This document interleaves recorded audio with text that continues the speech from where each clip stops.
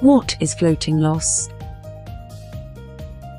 First of all, a floating loss is not a real loss, but a display of the profit and loss status of the position at the current price.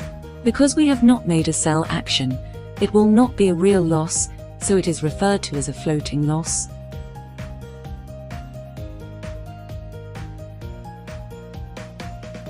Intelligent quantification is to execute orders in strict accordance with the strategy, model, and market monitoring data, so there will be no loss of sales. The existence of floating losses is affected by three aspects, namely, the current situation, the time of quantification, and the price fluctuation of USDT. 1.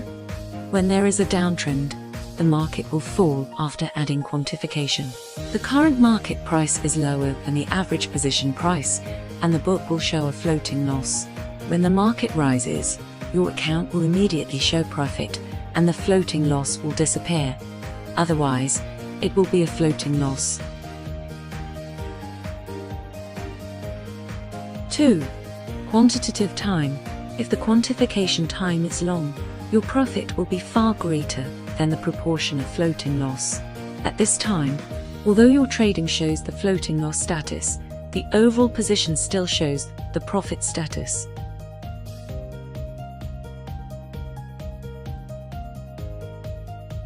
3.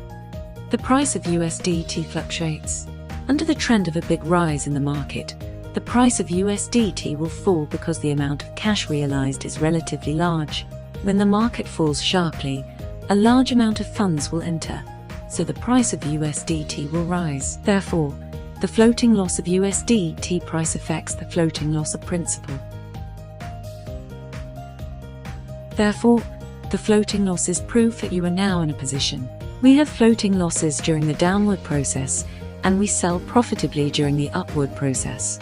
Only with constant rises and falls can there be room for quantification. This is the law of the financial trading market.